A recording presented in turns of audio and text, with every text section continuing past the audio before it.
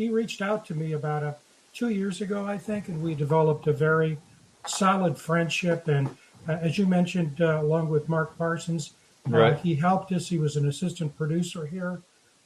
He helped us, not only helped us, he was a co-host on the pre and post shows during the 24 season before his health really took a significant turn. And we certainly want to send out our love and condolences to Connie, his mother, and Joan, his spouse, and all his friends. Cliff Hill, who's a close relative. And both of us were looking over his resume today, and here's a guy that back in the day, we're talking about early to mid '80s, was a 300-pound lineman with speed. I mean, with speed. He was recruited not only by West Virginia, Notre Dame, big schools all over the country recruited him. And we were talking before the show with tonight's guest, Grantis Bell, that Mike told me once that one of the things that really helped him grow up was when he was named West Virginia High School Player of the Year and went up to the Morgantown Touchdown Club to basically get his award. And I'm not too sure he knew he had to speak, but they turned to him and he got up, and I can relate to it because I went through the same experiences. Even if you don't have anything prepared, you grow up fast and you speak from the heart, and that's what Mike did, and he did everything from the heart. And God, he's a good friend. And as Darrin put up, the services will be the Saturday the 28th in Ravenswood. There's the information right there at Rush Funeral Home. Visitation from 11 to 2 with the celebration of life at 2. I'm going to try my darndest to get there. We have a house closing the day before, and I have to be here to sign the papers, but we're going to see if I can get up there by plane and be with the family. It's just, going over his resume here is just an amazing top 100 in Street and Smith, captain of the North-South football game when he was a senior. All the things. He played basketball and football. College lineman, 1986, in the top 20, recruited by WVU, Notre Dame, South Carolina. And then he graduated from the Newport News Shipbuilding Apprenticeship Program and worked there for a number of years. Unfortunately, had a industrial accident in 2015 and had to retire, but we were all the beneficiaries of that because after we retired from full-time work, Greg, and you and I were prime in that regard. He just befriended us and sustained that friendship. Yep. It's funny when you mentioned his networking and the joy he brought. When I was working in Morgantown and was still doing my show, he called me one day, and we were just talking back and forth, and he was always trying to find me guests, and he said, "You ever heard of Roy Firestone?" And I'm like, "The ESPN guy?" He's like, "Yeah, oh yeah, I've heard of Roy Firestone." Oh, well, I was gonna say, if you want him on your show, I talk to him pretty often. I said, "You talk to Roy Firestone pretty often?" Now, a lot of younger guys won't know who Roy Firestone is. He was one of the early on ESPN guys and very, very famous, And I said, "Yeah, Mike, I know Roy." And then a couple of days later, he calls back and he said, "Hey, I meant to ask you about another guy. If you've ever heard him, you ever heard of Denny McLean?" And I'm like, "The baseball pitcher?" Yeah. But yeah, I talked to him yesterday, and I'm thinking, who do you not talk to? So we laughed, and he said, "Oh, I know a little bit of everybody." I was like, "My gosh!" I said, "That's not even in the Mountaineer realm. He's out here in Major League Baseball and ESPN." And but yeah, it was always a highlight of the day to talk to Mike. So we'll truly miss him, but knowing Mike as I know him, he would want us to get on with the show and talk Mountaineer sports, and I know that's what he would want us to do. And Frank, as I thought about today's show, the theme just keeps repeating itself, and that is we have another Mountaineer, and we're always amazed at the things they accomplish after their time at WVU is finished. And this guy here is right into the mold, and another guy that has done accomplished wonderful things after his time at WVU. And, folks my age, that was back in my heyday when he played. I loved watching him play.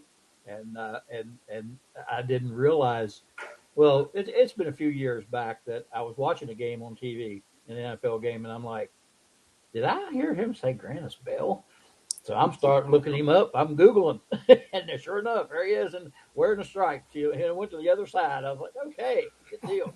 Anyway, enough of that blabber. We are tickled to death to have with us tonight former Mountaineer great and now NFL official Grantis Bell. Grantis, welcome to the show. We appreciate you coming in. Oh man, thank you guys. Thank you for that.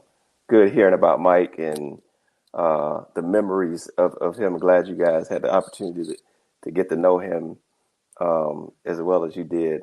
That was good to hear, and just prayers to him and his family and to all of his friends and Absolutely. like you said, across the world, so across the country. Yep. But yeah, thank you for that introduction, and just excited to be here and ready to rock and roll.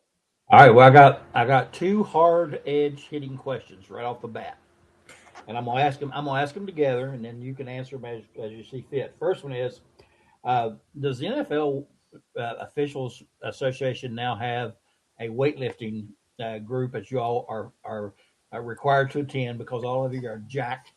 Even you guys that are my age are jacked. I look like a little fat dumpling, and I watch these NFL referees, and they come out and they got these guns, and they're giving these signals, and all of them like they don't just say first down. They got to get out there and jack that arm a few times, let that muscle pop out.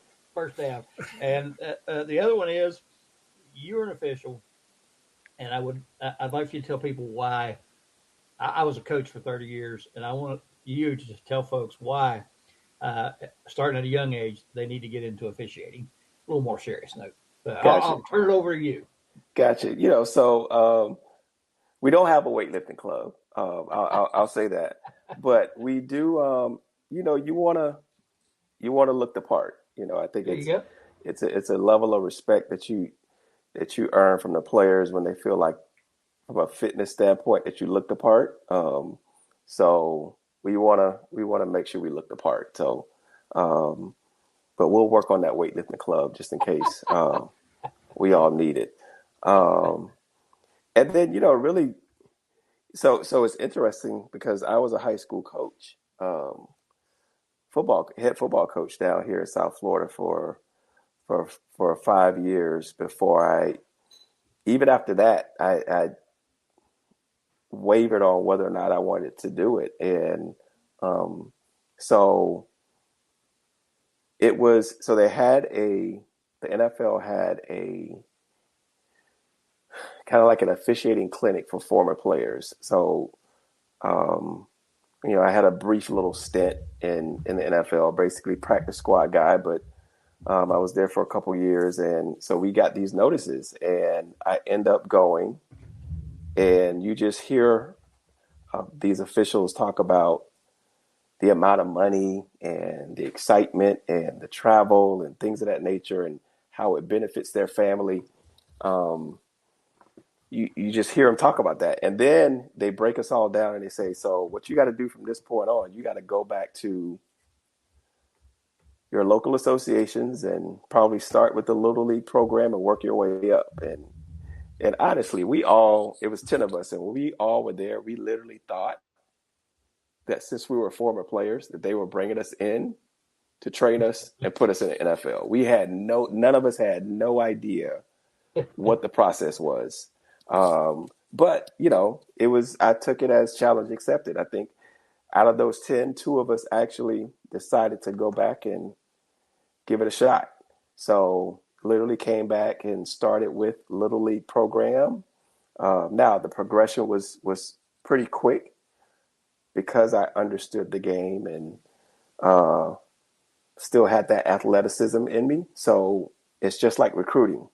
They come and they watch and they see you see a good looking wide receiver, 6'1", 6'2", running 4.3 and catching everything. Well, same thing for officials. You see a guy that can run, can move, is agile.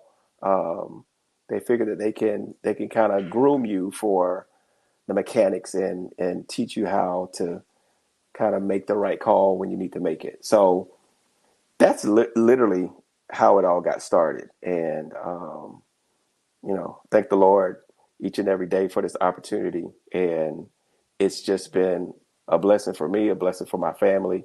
But most of all, it has been extremely fun and challenging.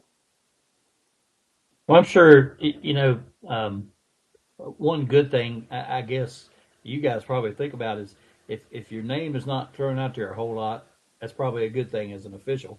So you don't, if you're not being noticed a lot, then that's a good thing. But yeah, I know we're all human, and I always think, of course, everybody wants to criticize the officials, and in my days coaching, I did the same thing. But what a tough job! First of all, what a tough job. And I mean, you're only going to make half the people happy all the time, and sometimes not even that. But I would think I always wondered, especially at the NFL level and the college level, when you're out there officiating, and it's Michigan, Ohio State, or Cleveland, Pittsburgh, or whoever it might be playing football, and the crowd, there's 70,000 people. It's uh, do you hear all that noise and feel the pressure of the call, or are you just zoned in and focused on your area, what you're supposed to be, looking at and making that call as you see it, obviously. But do you ever feel that outside noise and interference coming in? Greg, that's a great question. It's just like being a player. Like I'm going to say the majority of the officials, like we want to be in that raudacious atmosphere with 75, 80, Oh yeah, 100,000 people, loud screaming. We want to be in those situations. Like that's what we're groomed for. So you look forward to it. It's just like being a player, in West Virginia when it's West Virginia Pitt or West Virginia Penn State or whatever, like versus West Virginia Bowling Green. Not to knock Bowling right. Green, but there's just a level of excitement that comes with those type games. But in the NFL, it's week in and week out. Like you know you can't take a week off. Like Right. it's those guys, they're hungry for a win regardless of what their record is. So but we want those. We hear, like, you can hear the noise, you can feel the tension in the air, you can't hear yourself think, just like the quarterbacks, of the visiting team who are trying to change a play at the line of scrimmage, and it just gets louder. Like, we come on from time to time, we're like, man, it's loud in here, guys. You're going to have to talk up. I can't hear you because we have communication systems, but sometimes Right. we can't hear what's going on. So we got to Right. rely on our trusty mechanics. Right. And I know there's some things we can't talk about or don't necessarily want to, but I'm wondering if, like, when you get scheduled for your games, is that do you have a specific crew that you're with all year long? So typically you're with the same crew the whole year. Um, so the crew that I worked with this year, this was my first year with that crew. So I'm going into year 7. So my 6 years in, my first year I had one crew. That was the COVID year. That was my first year. So that was one crew. And then the next 3 years I had the same crew. And then fifth year I had a different crew, and then last year I had a different crew. So it just depends. They mix and match the crews, but generally it's the same crew the entire year. You do get switched out from time to time because depending on the number of officials. So there's 121 officials, but we generally have like 2 guys that float. So if there's an extra back judge or an extra umpire, they'll float those guys in. So they still going to get the number of games that the league is going to give you. So sometimes you are floated off a crew because the guys floated in, but typically it's the same crew all year, and And that's great to have. yeah, and I know you don't do this, but the scheduling part of it, not to go into any details, but are there certain things that they're looked at prior to scheduling you to a game, or do they just is it kind of random, or are there are there other details that go into it? Not sure all the things that go into it, but one of the things that some guys have big time jobs or jobs that may um, have partnership with a particular team. So the NFL, they know that, so they'll remove that official off that game and replace it with somebody else.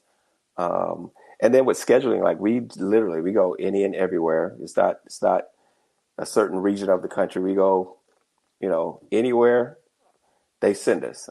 So, which is a great thing because you don't want to just be in a certain area because now it's just too much riding on that situation. But literally we go anywhere, and but there's little things here and there that can move a crew or move an official to a different game and sub someone else in. Gotcha.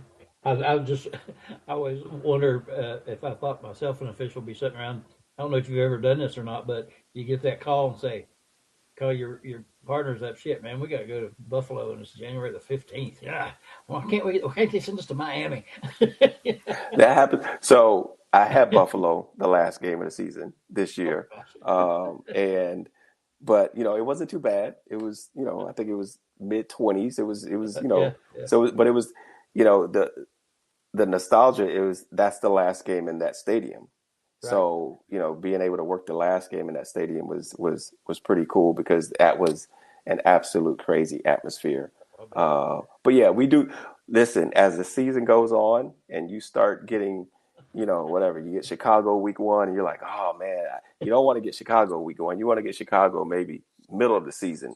You get a middle of the season, chances of going back are probably pretty slim. But when you get them early, we're always thinking about those December, January games. Yeah, I can only imagine.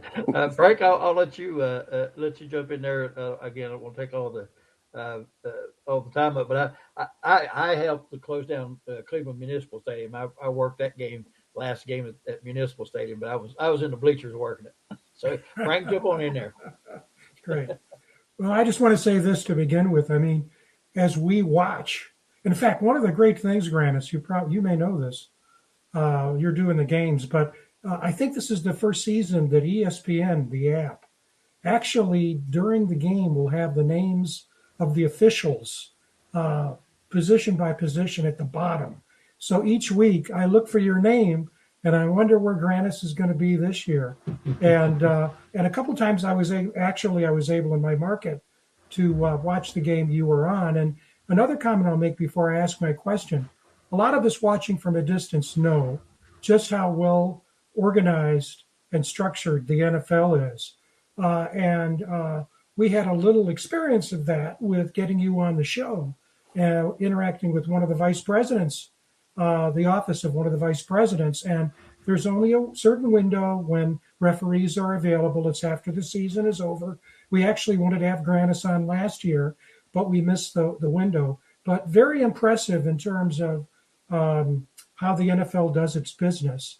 But getting into the specifics here, because a lot of us know the titles, but if you could say a bit about the roles. For example, what's the difference between a field judge and the responsibilities a field judge has and a back judge? Which one are you?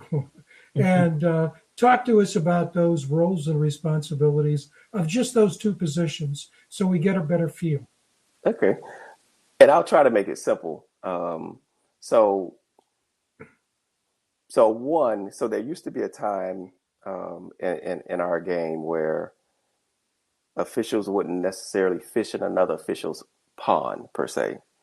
So now we're in a time where if we see a foul on the field, we want to put a flag down.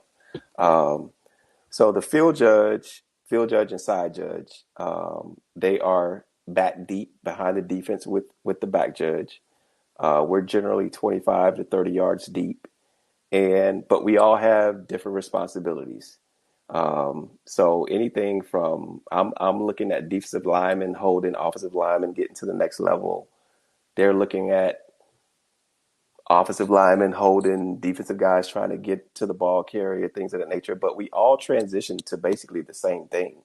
I couldn't really decipher what's different other than the initial look that we get at the beginning of a play, because once that play starts, we're all transitioning to different areas on the field. So we like to think that we have every area covered on the field, and it's designed that way. If we're all doing what we're supposed to be doing at the particular time, we do have every area covered. But it's just like anything else. Every now and then, there's going to be a blind spot. So we try to decrease or minimize the opportunity for that blind spot by having great mechanics. But we all pretty much do the same thing. We're just stationed differently, and we have different responsibilities when that play initially starts or right before that play starts. But when that play starts, Frank, it's just fair game. That's a good explanation. And you guys are craftspeople. There's no question about that. You wouldn't be at that level if you weren't the best of the best. And the game has so much integrity. And, we've had issues with the NBA in the past, but it's just an incredible work. But, one of the other things, if we can talk about transitioning, you're sitting there with this flying WV on your shirt because you were a hell of a player at West Virginia. Appreciate that. 41 games from 84 to 88, mostly 85, 86, 87, 88. 1,000 yards, mostly as a wide receiver. I'm laughing because I did a fearism here, Greg. I put up the graphic for this week and got a text from Grantis, and he said, "Hey, Frank, I wasn't a running back. I was a wide receiver." And I'll tell you the backstory. What we always do is when I put the graphics up for this week's guest, I do the graphics for next week's guest. Well, our next week's guest is Jock Sanders. And so I'm thinking running back. Well, obviously you weren't, but you did have rushing yards. And you had some. Let me just start with this and we'll kick it to Greg. To be a Mountaineer, who were you recruited by? Why did you end up at West Virginia? Your exciting games, all the exciting things. And as Craig said, you're another example of a Mountaineer that we're all proud of because you not only excelled during the time you were in Morgantown, but clearly since you graduated. Man, yeah. I mean, it all started with Doc Holliday. So Doc came down to South Florida and pulled myself, Andre Johnson, Calvin Phillips, Robert White, Robert Pickett, pulled us out of South Florida, Andrew Jones, and got us up to Morgantown. And a lot of people don't know, but I walked on. Those guys were scholarship guys. I walked on. I ended up being kind of a last-minute addition. And, I got there, and Coach Nealon, absolute best. Coach Nealon pulled me in the office and said, listen, you're doing, things open up for you. We're gonna honor you and give you a scholarship. And he didn't waver on that. I think the second or third day, guy left, and bam, there goes a scholarship. So it all started with Doc Holliday. And as you know, Doc Holliday was a serious recruiter in Florida. And people may have different ideas of Doc, and he ended up going to Marshall for a time, but Doc is the reason that we went there. And so I talked with Doc Holliday. We talked with him, I don't know, a few months ago. So there's a bond there, but Doc Holliday is the reason why we got there. And if I had to do it all over again, Frank, I'd do it the exact same way. Nothing different. Nothing different. We hear that often, don't we? They say once they go, they stay, and they wouldn't change it for anything. Man, you mentioned a list of players there, that incredible players you just reeled off from that area. Do you looking back, I know you have tons of memories from your time at WU, but any particular memories, games stand out in your mind? Oh gosh, I mean, so my first and last game as a Mountaineer, not first, but my first, yeah, it will be my first, Louisville in '85. I caught my first touchdown from John Talley because John was playing quarterback. Yeah. And then my last game as a Mountaineer, we're playing Notre Dame in the Fiesta Bowl, and I catch my last touchdown from Major Harris. So you talk about two different times, right? But man, I just remember, freshman year when we're all redshirted and we beat Penn State. I think it was 17-14. I think we beat Penn State. Just that whole atmosphere kind of fueled a little bit of the fire. And then I remember every year, if we beat Maryland, we would end up having a great season. If we lost to Maryland, it wasn't going to happen. And it literally worked that way every year. So that was always an indication for me. Some of the things that, coming up in two-a-days in Morgantown, and we're the only ones on campus. That was rough coming from South Florida. That's a real good memory. It softened up the more years that I stayed, but man, initially, it was rough. But that obviously the '88 season is the highlight of my time there, and I'm pretty sure I know the senior guys that were part of that group. We felt really good about what we had. We remember playing in the Sun Bowl in '87 and losing in the Sun Bowl. And I remember there was talk about Coach Nealon, people were courting him to go other places. I think it was Ohio State, a few other places. And he came in after the game. These guys like, I'm not going anywhere. And we knew then, we were like, okay, we knew we were going to be good because we looked at who was leaving and who was staying, and we had a ton of guys staying. So that '88 season is just something unreal. The fans in West Virginia, walking around West Virginia, and that season was just absolutely amazing. I think we all wore our West Virginia football jackets every single day because we were greeted and treated, like kings that year. Not that we weren't in previous years, but that year was just special. So just to hear, people in a store or McDonald's or walking in the lair or walking in class, we would walk in class. I remember walking some of my classes and after games and people are just clapping, so, but that '88 season, nothing like it. Like that was just the greatest time that we had. Yeah, that was a magical time for sure. And Frank will hear this and laugh, but you opened up a wound for me, and I have to ask you, an old wound. And I've talked to Major about this. I've talked to Coach Nealon about this. Let's go back to the Sun Bowl. Obviously, a ton about football for obvious reasons. You got a quarterback named Major Harris. You're going for two to win the game, 3 yards out. What's your play call going to be? Whatever play they call was the play call. I can't get an answer, Frank. Nobody's going to say it. I just never. I tell you, Grantis, you set Greg right up for that because he asked that same question. He's asked that multiple times to Major. I was and everybody gives the same answer. That's right. Nobody okay, will they? Whatever play they call, that was the right one. I told Coach Nealon, I said, I've been a coach. I said, I'm no coach like you, but I said, if I'd have been a coach, I'd have just said, Major, go get us 3 yards and get that 2 points, baby.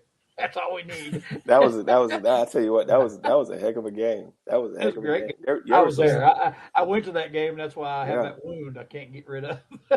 There were some studs in that game. You had Thurman Thomas and Barry Sanders on the other side, and Hartley Dykes, and that was Mike Gundy. Yeah. Quarterback. Yep. Yeah. Sure was. Yeah. Sure was. Yeah. Grantis, if I could get in here, let me just say this. I was not at WVU at that time. My wife and I are alums, but we were there earlier. And so what I'm going to share now is what I've heard. It's been repeated many, many times by many different folks. And it's always along the same, just like Greg gets the same answer to what would you run? It's the same answer to this thing. And that is, there's something about the football team, those 1980 players. You mentioned, being at Kegler's, and when you look at those reunions with the players, they're always populated, not exclusively, but a lot of 1980 players. Major, for example, Boom Smalls, and so on and so forth. And I just finished a book on Darryl Prue, who was a basketball player during those years, and he and the basketball players talk about how important it was for them to have relationships with the football players, and how much they benefited by having guys like you and Major and Freddie and others around during those years. Yeah, it was great. Like we I remember I talked with Darryl. I think it was last year we were at the game, and we just talked about how much respect we had for each other. They would be at our games, and then basketball season we'd be at their games. We would go to the women's games as well. Like we wanted to support West Virginia athletics all together, but the basketball team, man, we just had a great relationship. Like I don't know why it ended up being that way. I think part of it, God rest his soul, part of it is Coach Ford, making sure that we all know that this is bigger than just yourself. It's a community, and we all got a vibe for this community. So, but yeah, Darryl, we talk about Darryl all the time. We just remember Darryl coming in. We're like, who is this dude coming in with all this high praise? And all of a sudden, we just sit around towers and, play cards and just have a great time. So it was a great level of respect for those guys, and just truly, it's great to see them every time we get to see them. Yeah, and to think it's 40 years, and to see the love, really, the love, respect, support is so critical. And and what's amazing too, or probably not amazing, it's probably very much an explanation that there was a lot of winning during those 2 years. When you think of the head basketball coach, the head football coach, those two guys they're the longest serving and the winningest coaches in their sport in WVU history, and they were both there literally during the same years. It all fit together. Yeah, it did. I remember Coach Catlett and Coach Nealon coming down to South Florida for whatever the South Florida alumni. So, like, it would be absolutely packed in there. So I guess now I've heard something like Coach's Caravan. Yeah. So it would be something like that. But man, it was something like it was West Virginia is well respected. I was just amazed at how much or how big of a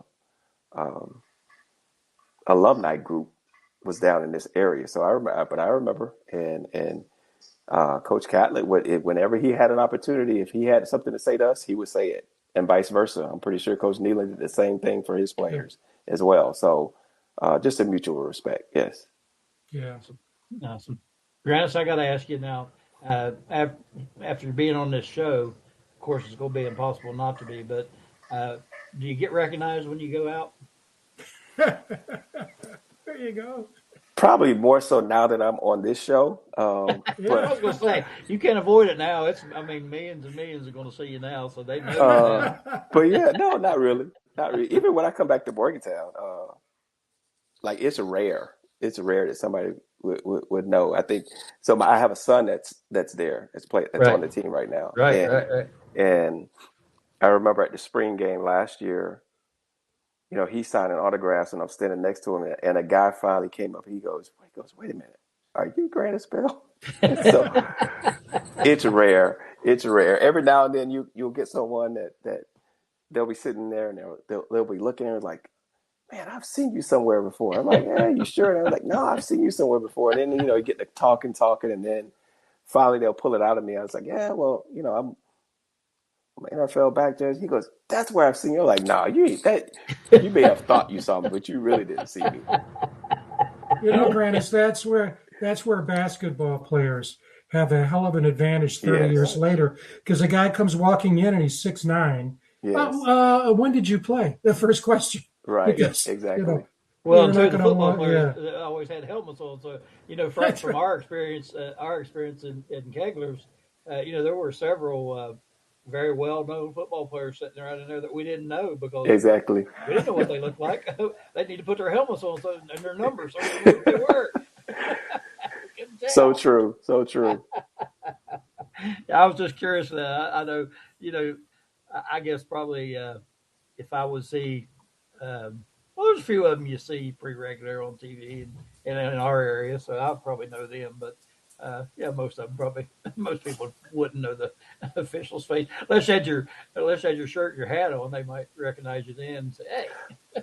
A lot of them know the referees, the head referee, they some of those guys they know, like some of them, Oh yeah. like they know, like they,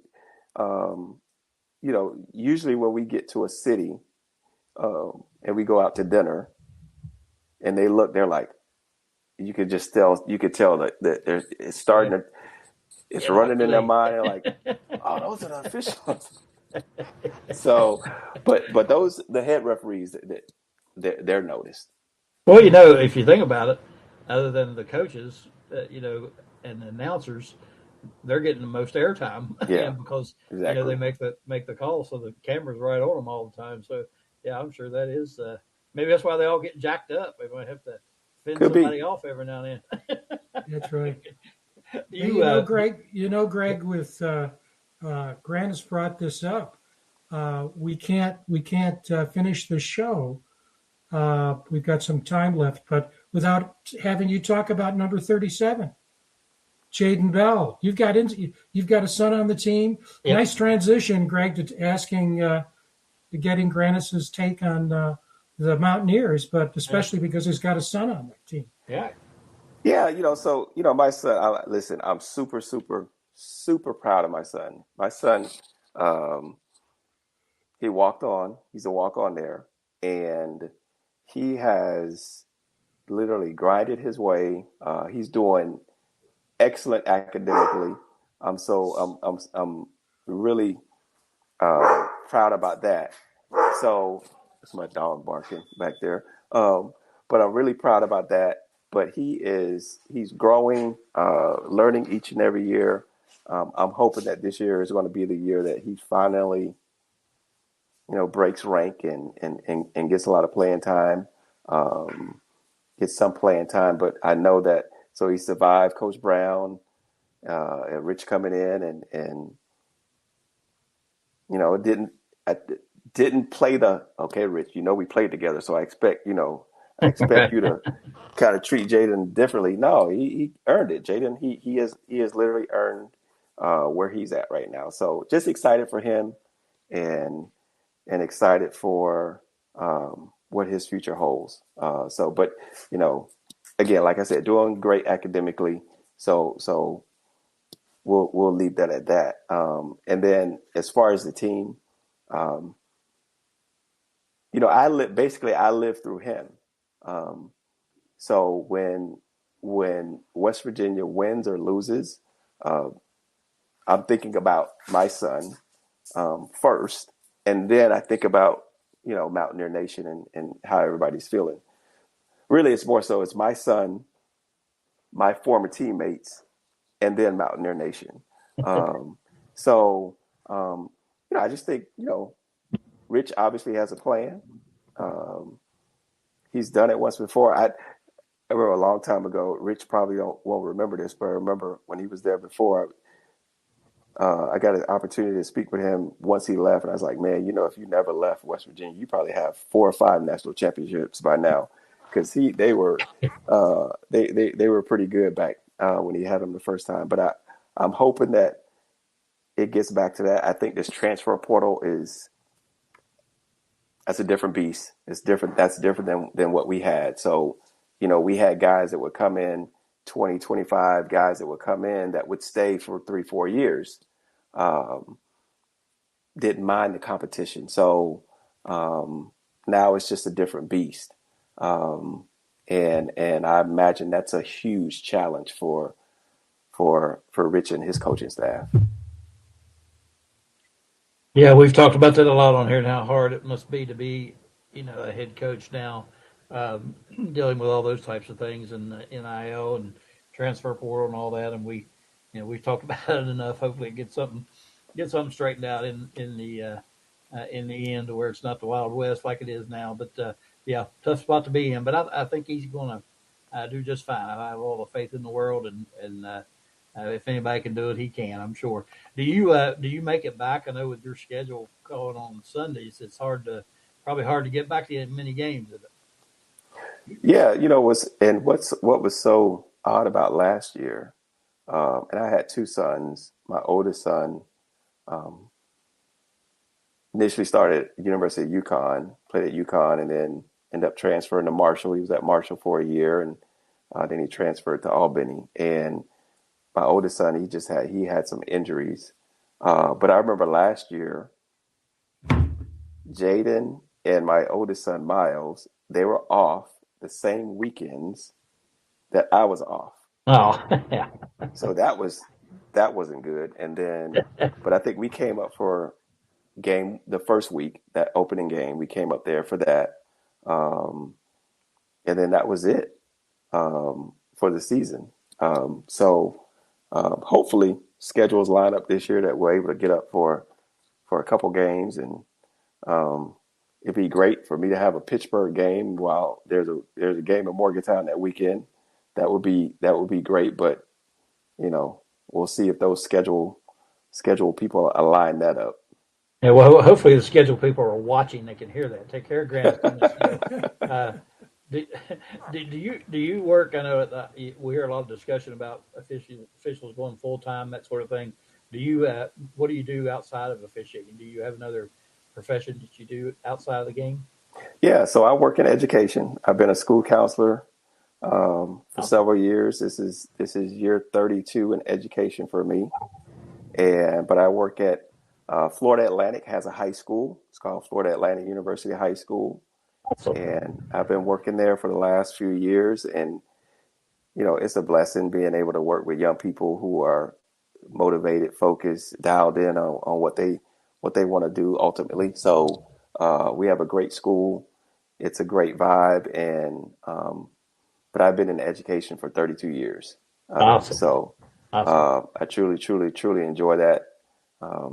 And there are so many students that I've worked with, matter of fact, like the person that comes and does my yard is a former kid of mine. The person that redid my roof played for me at my previous high school.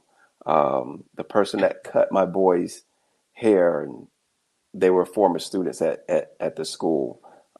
So a lot of people, you kind of keep those people in mind and grow with them. So it's good. It's good but it's been a great profession. I love it.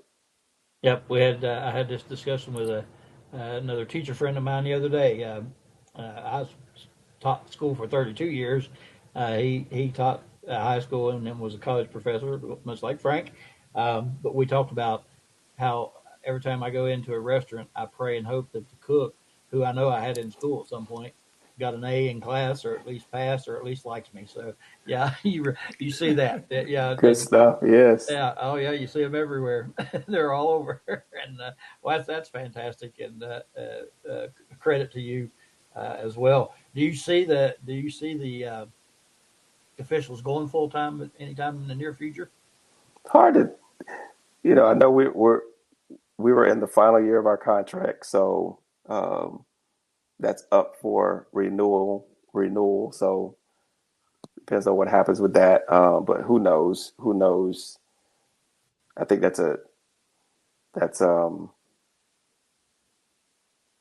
hard. Put it that way. Yeah. It's hard. So But we'll see what comes up of this new collective bargaining. Hopefully it goes smoothly and ends with all parties Yeah. getting what they want and need it. Well, I think we, I think as fans, we all saw what can happen uh, when the officials aren't there. The year we had the substitute officials was that was horrendous. So, You know, you know, we get that. one of the things that I think people don't really understand or don't really know about officials uh, is the amount of work that goes into it. So some just think that you show up on, a Saturday or a Sunday and work the game, but that entire week is in preparation. So we're looking at plays, scouting, trying to pick up teams' tendencies. So you have to have one, a supporting family. Um, my wife and I, we've been married for coming up here on 29 years, and um, literally has to be a rock bed level of support that allows you to do this career in officiating because we're gone so much. Um, I missed many of my boys' little league games and missed their high school games.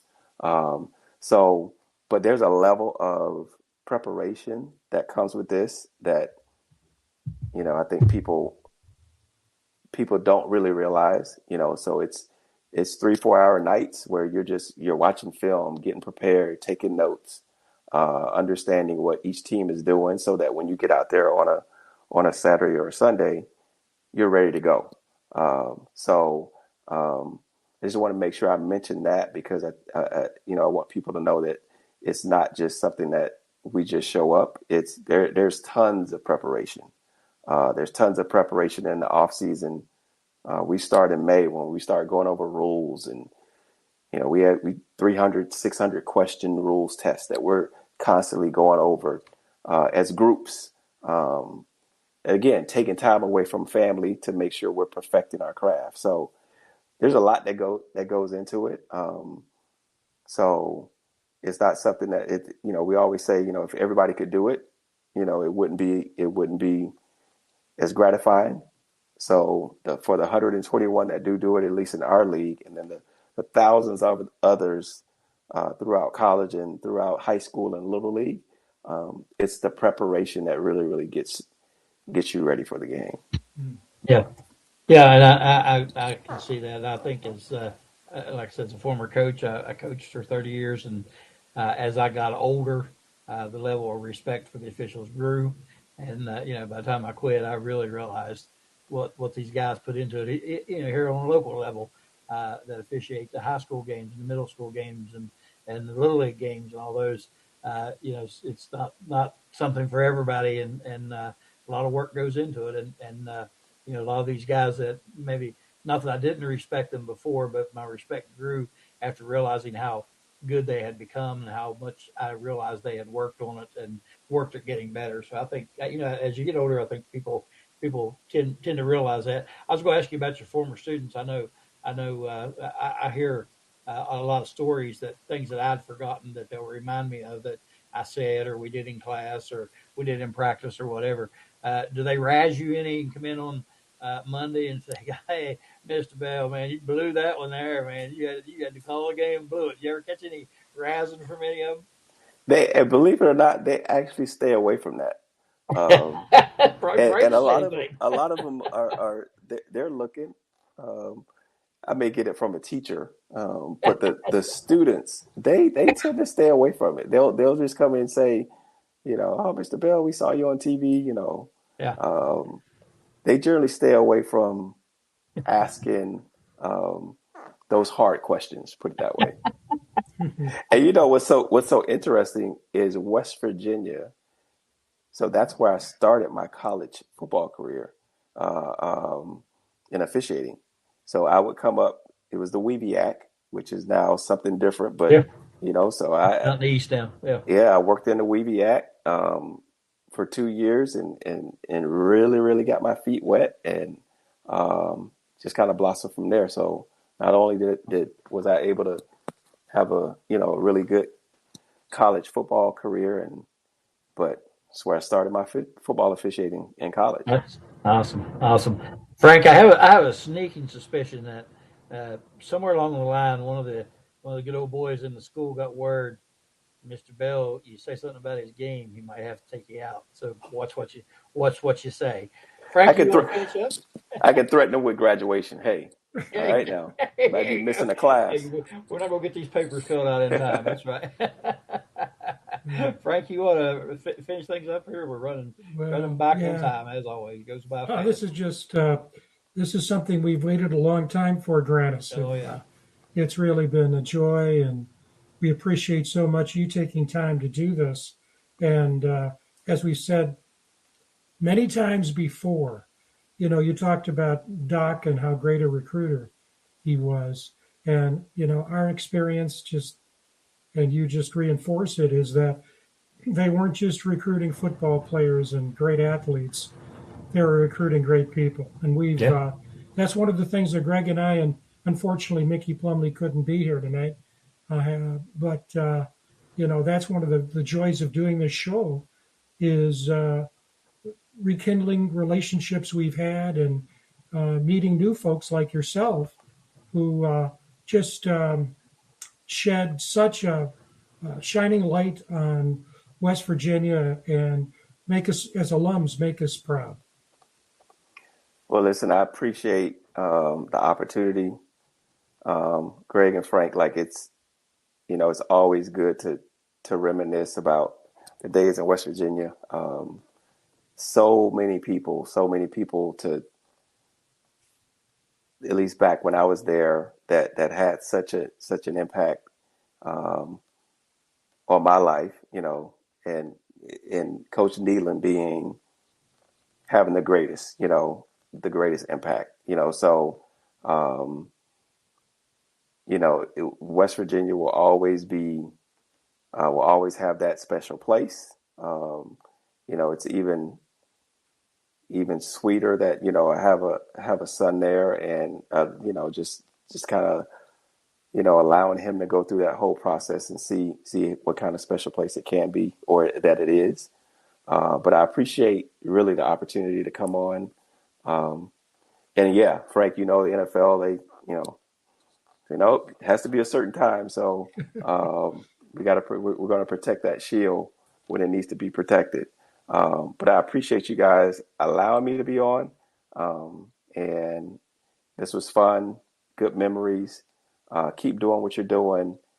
Keep highlighting, former Mountaineers.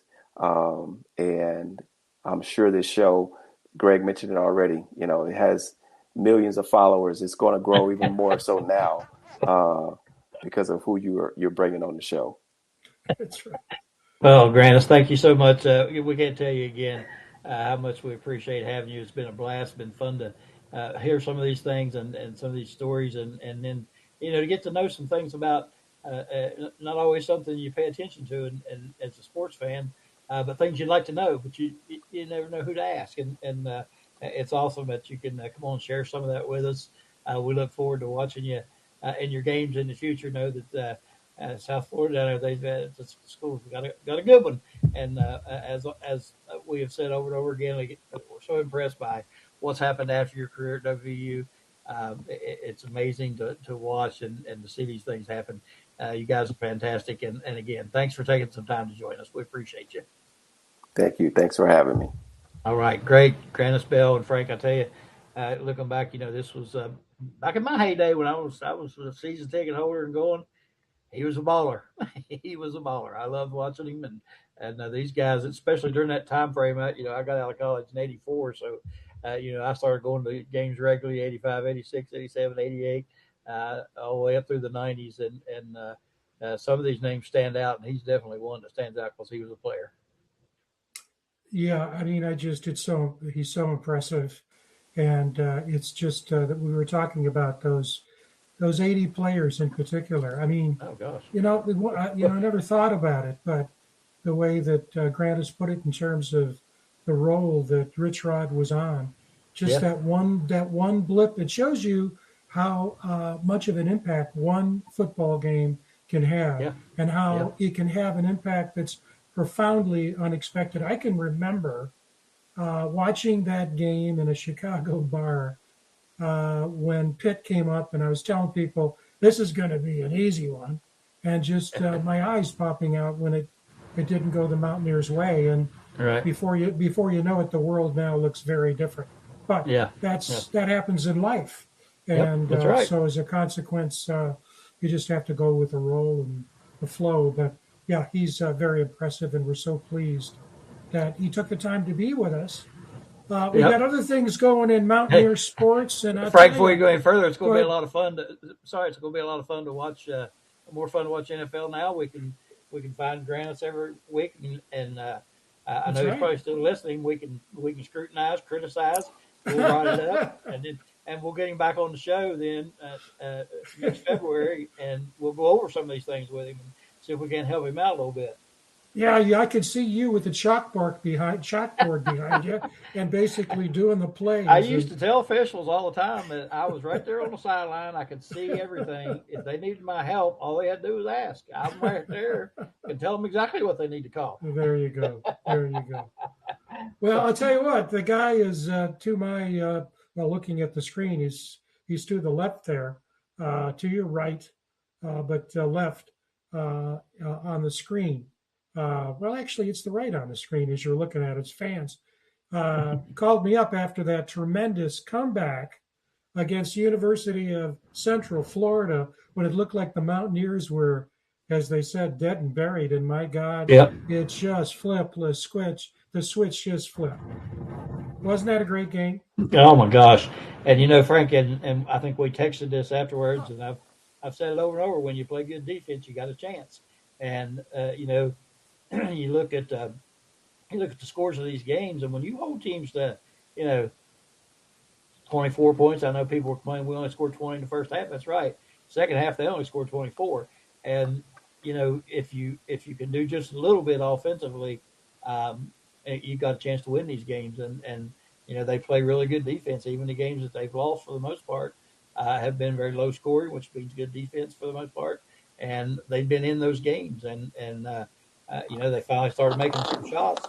Once they made some shots, it was the comeback was on, and they looked great that second half, and that's what they're capable of. So you play good defense, you got a shot. And they're going to tip off before too long. I think 8:30 against Utah, 10.5 point favorites, and but they've got a tough road to hoe. That the TCU on Saturday, Oklahoma State on Tuesday, so they got a 2-game road trip coming up, and then they come back and play BYU, Kansas State. What a mess at Kansas State! It's just amazing. And then I think I saw where Kansas State had won, maybe won a couple games after getting rid of their coach. Somebody had told me. I happen to know one of the players played with my son at Wheeling. I remember that. Yeah, and he transferred to Kansas State, and my son had talked to him about this coach. He just got fired. But since then, I think things have improved. But, that's a mess right there right now. Hard to believe it's fallen off so fast, so bad so quickly. So, hopefully that'll stay in place until we get done with them. Yeah, we got to play them there, unfortunately. That is a tough place to play. I've been there. But the thing is, Skylar Callahan said, at least predicted a couple of weeks ago, to get in the NCAA, probably 22 wins. But what I'm seeing now is that the Mountaineers have made not the first team out, 4 teams out, but the second group of 4, which they weren't there before. God willing, they'll beat Utah tonight. TCU is going to be a tough climb. The women found that out the other night. Tough place to play, relatively small facility, but really a lot of good players. But it's going to be tough. The odds are that unless they do really, really well in the tournament, Big 12 tournament, they're going to be NIT bound. But we'll keep our fingers crossed. Now, I don't know if you saw this. It just came across the wire. The Texas Tech lost Toppin for the year. He was hurt. He's out for the year. He was hurt against all teams. They lost to Arizona State Yeah. after they beat Arizona. After beat Arizona. And without Toppin, they're they're going to be limited because this guy is an NBA pro playing in college. But we'll just keep our fingers crossed. The women, 4, 5, 6 seed, probably a 5 seed.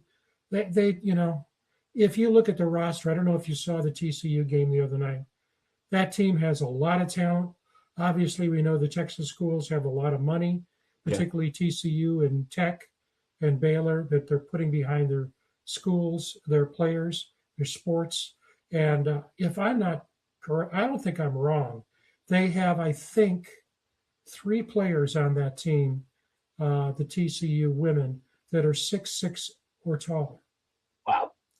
And so, and they've got, it was tough. Women played well. I thought they might be able to take it, but TCU women came out second half and just blitzed them in the third quarter. But anyway. Yep.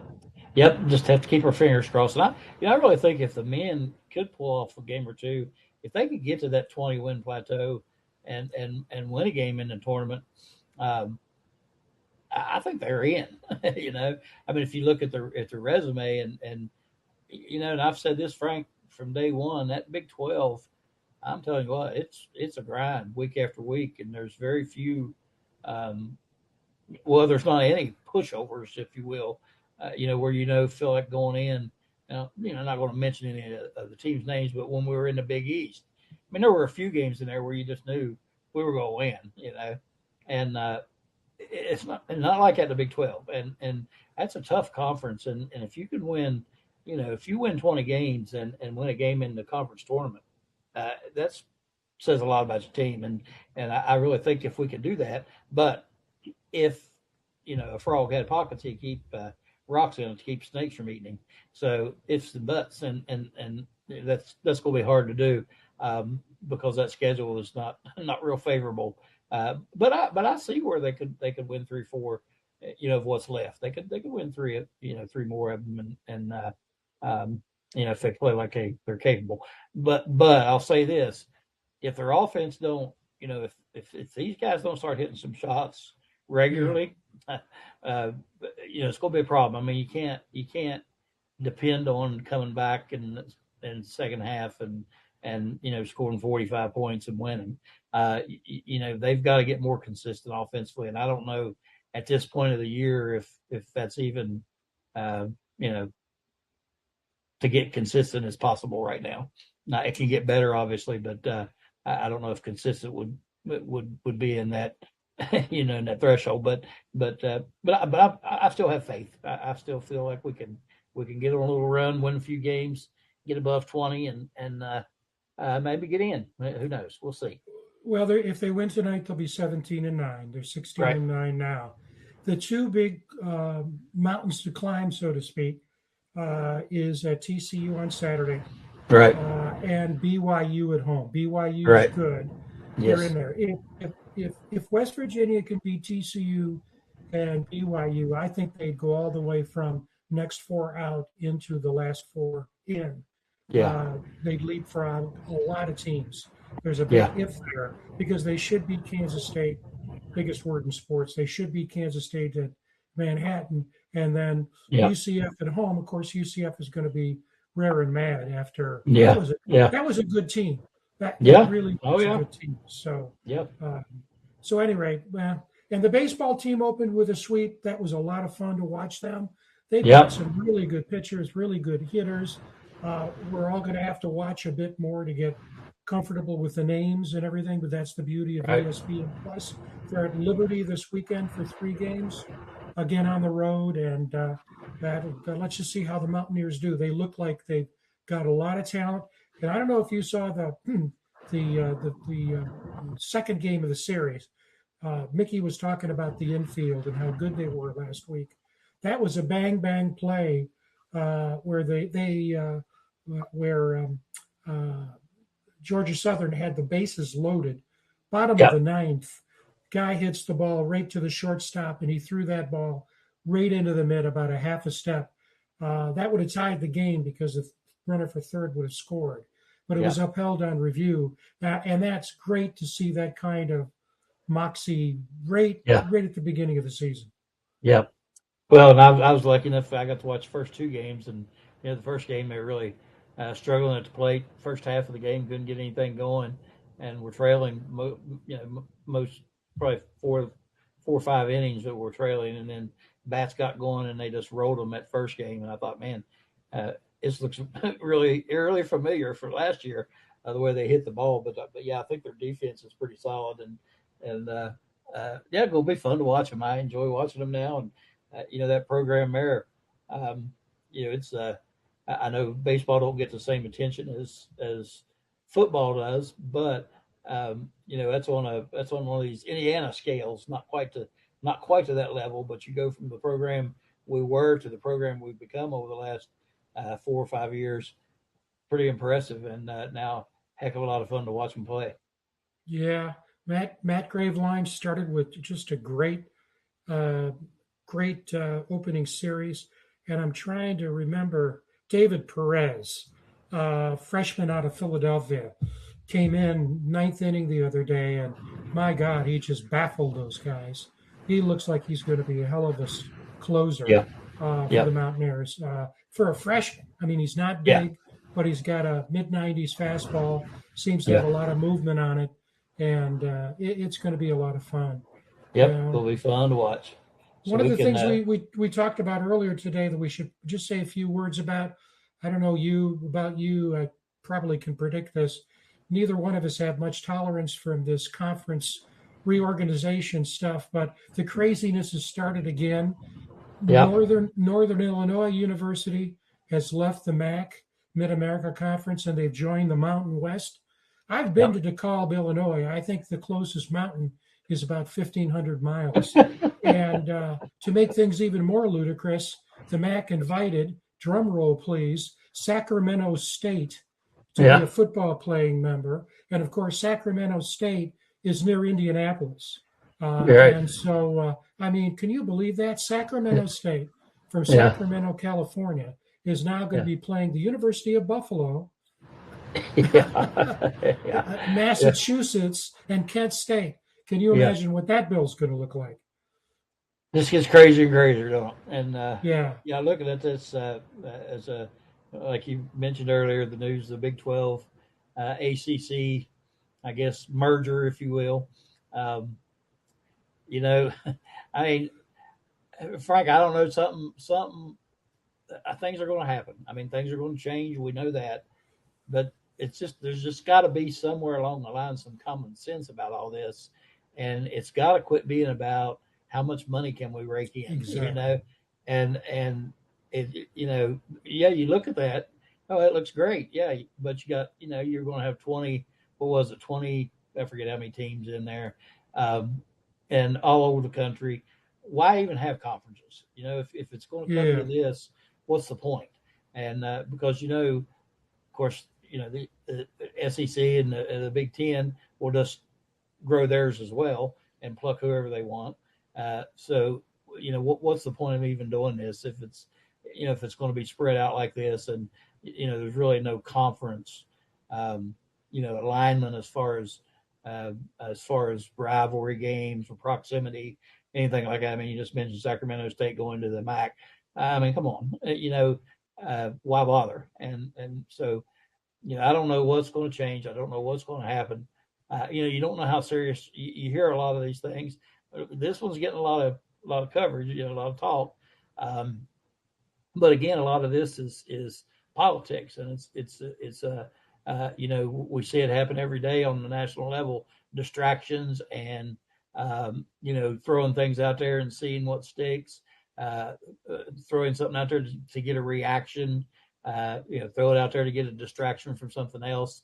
I mean, you don't know what this is for sure, and it's I don't know. I looked at that, and it hurts my head to look at it. You just get so frustrated, just like whatever. Let's just get this fixed. Well, you're right. I mean, to me, they're just chasing after their tails, and the tail is money.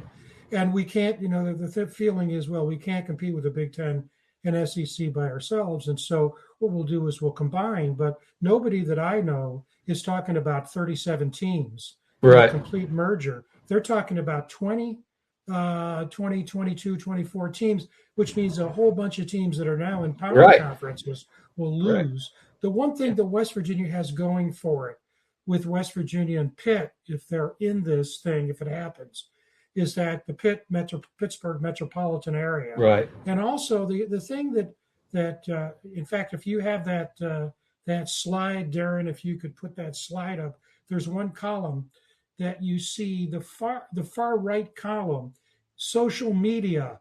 People look at that because those are eyeballs.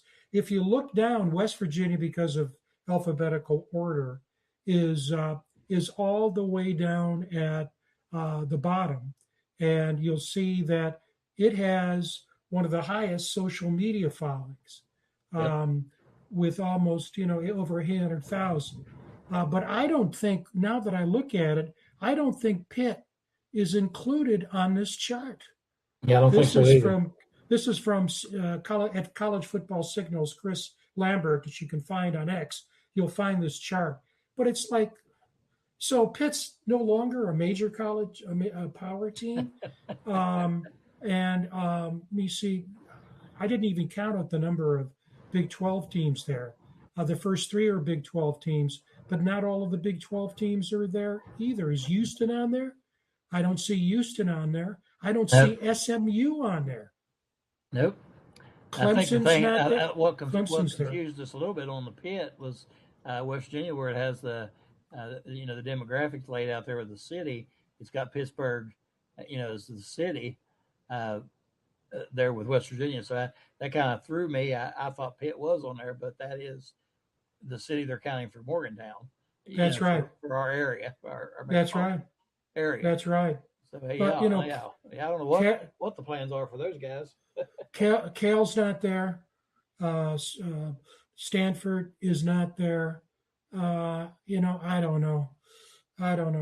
It's just, you're right. Anyway, we'll just have to keep on with it. And we know, and rightfully so, a lot of people are interested in this, and it's being covered very, very well by other shows. And we decided, for those who are watching, we would just mention at the end of the show. And that's it. But just mention it because it's out there, and everybody needs to be aware that if you're a college fan, you think this is over, it ain't over. It's a long way to go, and a lot of stuff going to happen between now and then. So we'll just have to wait. Speaking of now and then. All right. Well, Frank, we're out of time here, obviously. A little bit overtime, but it's been well worth it. Next week, another fantastic guest, another great player for the Mountaineers, Jock Sanders. And again, people my age remember him well. And he's a great football player, was a great football player. Looks like coaching now, maybe. We'll find out more about it. Yeah, he is. Yeah. Actually, head coach. He is. Okay. Yeah. So we'll find out more about all that next week. That'll be a lot of fun as well. And a lot of fun tonight talking to Grantis Bell. We appreciate him. What an interesting story. And that kind of stuff is just fun to talk about and to hear about and to learn about. And that's always fun to do and impressive as well. And Frank, one last thing, before we sign off, Mike and his family, we are thinking of them. And, Mark Parsons, we appreciate Mark for all the hard work he puts into this and all the guests that he gets for us. And we'll be getting Mark on again before too long, I'm sure. We appreciate him, but we want to make sure that Mike knows we're thinking about him and the family as well. So with that, Frank, if there's nothing further to say. Well, all I'll say is, and I know you will join me in this, and so will Mickey and Mark, we're all better people having known Mike Dunlap. Absolutely. Thanks, everybody. Have a good night.